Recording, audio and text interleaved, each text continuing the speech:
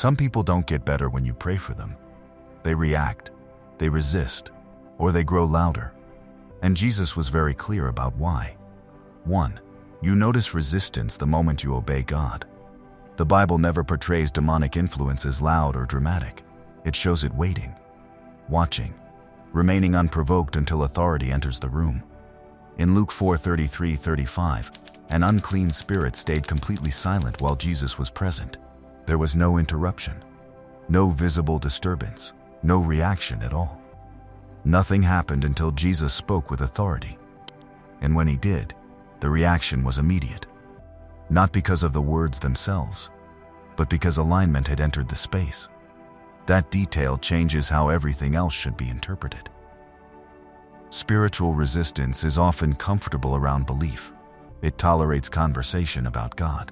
It tolerates prayer that stays abstract. It even tolerates faith that never translates into obedience. What it does not tolerate is a life that actually lines up. That is why tension often appears after decisions, not after discussions. Why relationships feel different once boundaries become real.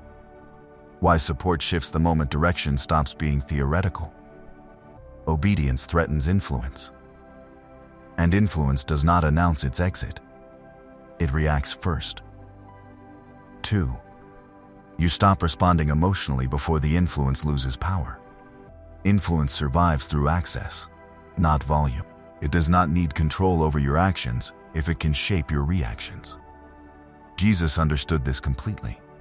That is why he never allowed emotional tension to dictate his response. He did not rush to resolve discomfort, and he did not speak just to stabilize the atmosphere. Stillness was not avoidance. It was alignment holding its ground. James 4:7 reveals the order most people reverse. Submission to God comes first. Resistance follows naturally. Authority is not activated through confrontation, but through inner position.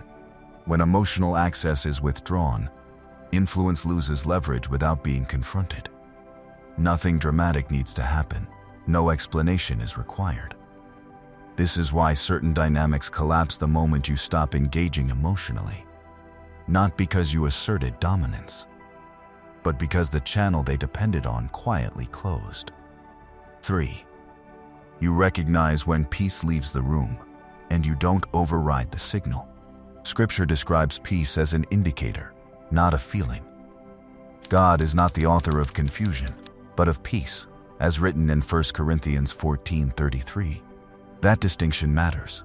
When clarity cannot remain present in a space, alignment is being disrupted. Not every disruption is loud.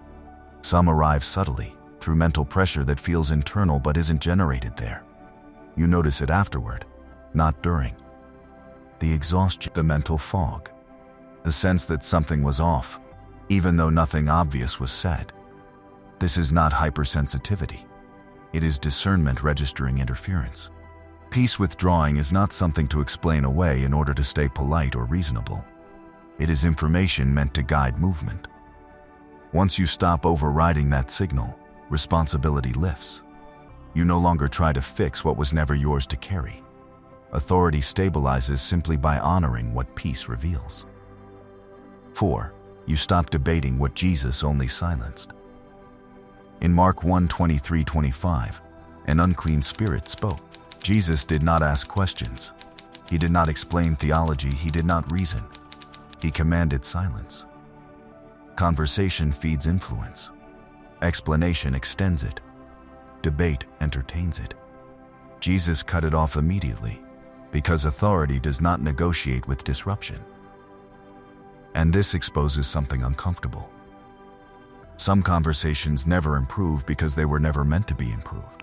You were trying to reason with something Jesus would have silenced, not corrected. Authority ends what discussion prolongs. The moment you stop explaining yourself, pressure loses footing, confusion no longer multiplies, energy returns. And now you understand why clarity only came when you disengaged, because silence removed the platform influence needed to survive. 5. You don't expose what God only asked you to discern. Scripture says in Ephesians 6:12, we wrestle not against flesh and blood. That means discernment is not permission to accuse people. It is instruction for how you move, what you allow, and where you place trust. Jesus often knew exactly what was operating in people, yet he revealed it selectively, strategically, with authority, not explanation.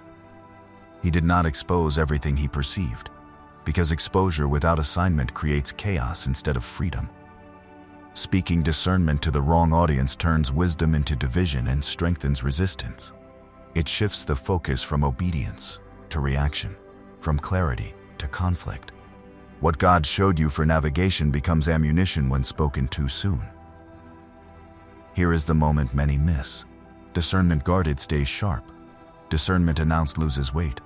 Silence is not fear, it is obedience. And when you keep what God revealed in the right place, your authority remains intact even without confrontation. 6. You withdraw access instead of escalating confrontation.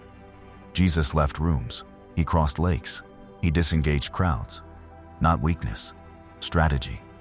In Luke 4, resistance hardened and Jesus walked away. He did not argue.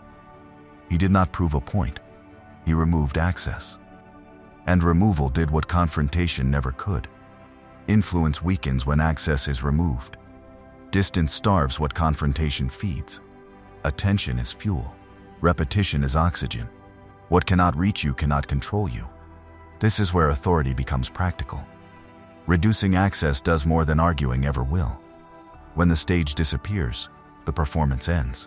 Pressure loses its audience. Manipulation loses leverage. No drama. No explanation. No apology. And now you see why stepping back didn't mean retreat. It meant the situation could no longer feed on your presence. 7. You remain aligned even when nothing changes immediately. Psalm 121 says God neither slumbers nor sleeps. Authority is maintained through consistency, not urgency. Not every influence leaves instantly. Jesus did not panic when resistance appeared. He stayed aligned. He trusted timing instead of forcing outcomes. Alignment always outlasts opposition. Over time, reactions weaken. Control attempts fail. Conversations shorten.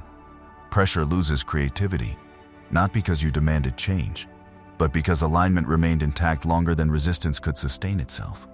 Demons do not fear noise. They respond to alignment. And when you stop reacting, stop explaining, and stop engaging what was never meant to lead, silence returns where chaos once spoke.